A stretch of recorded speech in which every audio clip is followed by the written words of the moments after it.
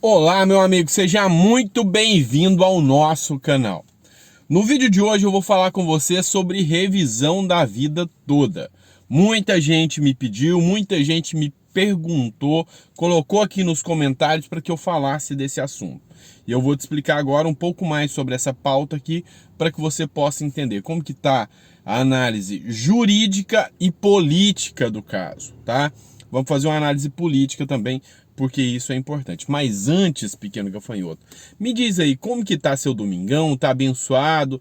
Aqui em Ribeirão, chuva, muita chuva abençoada por Deus, para resolver e acabar com a poeira, acabar com essa seca aí. Deus tá mandando muita chuva. Fala pra gente aí, como que tá a situação aí na sua cidade? Tá chovendo, não tá chovendo? Como que tá o seu domingo? Fala com a gente aqui. Tá bom? Vamos lá, vou te fazer um pedido especial. Antes de começar a notícia, se inscreve no canal, curte, compartilha. Um canal que começou pequenininho, poucas pessoas e de repente tomou força, começou a lutar pelas pautas, começou a ter influência política. Então, fortalece o canal aí. Se é novo no canal, se inscreve, ativa o sininho. Se já conhece o canal, entrou aqui, deixa um comentário e um like, que é muito importante pra gente, tá bom? Vamos lá, pessoal. Revisão da vida toda. Há a possibilidade do julgamento da revisão da vida toda ainda esse ano? Há sim. Ainda há a possibilidade que esse ano haja o julgamento da vida toda. A pauta do STF já está definida para a próxima semana e não tem a revisão da vida toda lá inclusa. Mas, para a próxima semana, vamos lembrar que ainda tem um tempo aí, até dezembro, onde pode ser que haja o julgamento da revisão da vida toda. Quem é que tem direito à revisão da vida toda? Vou esclarecer alguns dados aqui. Quem tem direito à revisão da vida toda? Aquela pessoa que trabalhou de carteira assinada antes de 1994, tá? Só quem trabalhou antes de 1994. Doutor, mas eu nunca trabalhei antes de 94. Esquece, você já está fora. Primeiro requisito, tem que ter trabalhado antes de 94. Esse é o primeiro requisito. O segundo requisito, o salário antes de 94 tem que ser melhor do que os salários depois. Eu vou te dar um exemplo aqui, do Leandro. O Leandro era bancário. Tinha salário gordo, muita mordomia antes de 1994. Depois, a profissão de bancário já não se tornou aquela Coca-Cola toda. Reduziu bastante, certo? Mas o Leandro trabalhou muitos anos como bancário. Em 1996, ele pediu demissão do banco e montou uma empresa para ele. Passou a contribuir só sobre um salário, tá? E ele aposentou em 2012. 2012, calculando só com base no período que ele trabalhou depois de 94. Ou seja, com base em um salário mínimo. E ele aposentou com um salário mínimo. Ele entrou com o pedido de revisão da vida toda, calculou todo o período que ele era bancário, fez a soma daquele período, descartou as 20 menores contribuições que era do período depois e conseguiu reverter a aposentadoria. Para você ter uma noção, a aposentadoria do Leandro subiu de salário mínimo, por exemplo, R$ 1.100, subiu para R$ 5.300, quase 5 vezes maior do que era antes. Sem contar que só de atrasados deu mais de R$ 200 mil. Então, você entendeu a regra aqui. Você tem que ter trabalhado antes de 94 e os salários têm que ser melhores durante aquele período, ok? Tá dentro desse requisito aí, você tem direito à revisão da vida toda. E agora, como que está o julgamento disso aí? O STJ já tinha manifestado favorável, agora foi para a mão do STF. Lá no STF, começou o julgamento em abril, tá? E teve as votações, começou com o voto do Marco Aurélio, tá? O primeiro voto, e foi votando, ao pé que 10 ministros votaram. Lembrando que tem 11, mas 10 já votaram.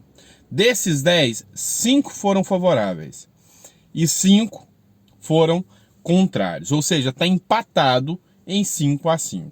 E sobrou para o Alexandre de Moraes, aquele carequinha, dar o voto final. Então, se você tiver um voto favorável do Alexandre de Moraes e tem os requisitos da revisão da vida toda, você vai passar a ter direito e vai ganhar. Se você não tem direito e ele vota favorável, não muda nada para você, lógico.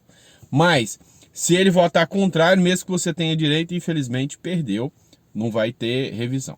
Só que você vai ter que entender o seguinte: as decisões dos juízes do STF são muito mais políticas do que jurídicas em alguns momentos, tá? É onde eles fazem a modulação dos efeitos da sentença.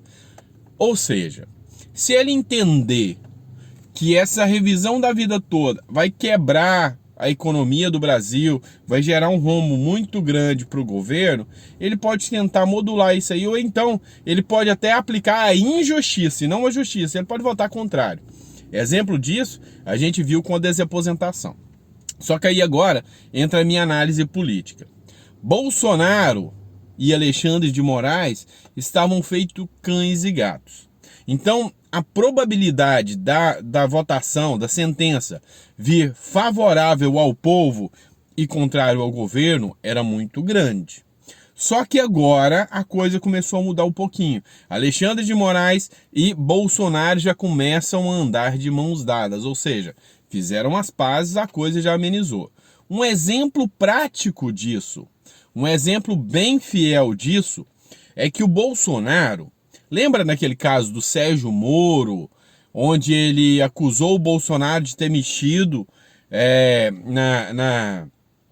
na diretoria da PF para favorecer o Flávio Bolsonaro, para favorecer os filhos, e o Sérgio Moro acusou o Bolsonaro? Você lembra desse caso? Então, a Polícia Federal intimou o Bolsonaro a depor. Intimou ele a depor. Mas como ele é um presidente da República, a única forma do depoimento dele acontecer tem que ser presencialmente, tem que ser com data marcada, tem toda uma série de requisitos, tá bom? Tem toda uma série de requisitos. E como a Polícia Federal intimou o Bolsonaro, Bolsonaro entrou com uma ação no STF, tá? Pedindo que fosse ouvido no momento adequado, que o Bolsonaro determinasse e presencialmente conforme ele queria, tá? O que aconteceu? Depois que apaziguou a briga aí entre Bolsonaro e Alexandre de Moraes, o Bolsonaro falou: não, eu vou comparecer na data que eu quiser e presencialmente. O Alexandre de Moraes, em vez de determinar, que era o que ele tinha anunciado que ia fazer antes, enquanto estava em briga, falou: não, vou arquivar o processo, deixa que o Bolsonaro decide. Ou seja, ele já mostrou: não, vamos mostrando aqui moedas de troca, vamos mostrando aqui afagos aqui, para demonstrar que nós não estamos mais em briga. E tá vindo nesse sentido. O que é bom, a briga sempre atrapalha. Mas, para a revisão da vida toda, agora pode ser que o Alexandre de Moraes não queira mais soltar essa bomba no colo do Bolsonaro. Aí, a probabilidade e a possibilidade da gente ter um julgamento contrário para não causar problema aos cofres públicos é muito grande, tá? Então, eu já vi essa novela muitas vezes, no caso da desaposentação, no caso do adicional de 25%. Então eu já vi essa novela muitas vezes. Quando o STF está de afagos com o governo federal, com a presidência, só vem votação ruim. Quando é um presidente que eles estão ali em meio que atrito, só joga votação contra o governo e favorável ao povo, tá? Favorável ao povo. Então, vamos esperar o resultado aí, tá bom? Se gostou dessa análise jurídica, política, coloca aí no comentário, continua seguindo a gente aqui e compartilha o vídeo, tá bom? Beijo no seu coração, um abraço e até o próximo vídeo.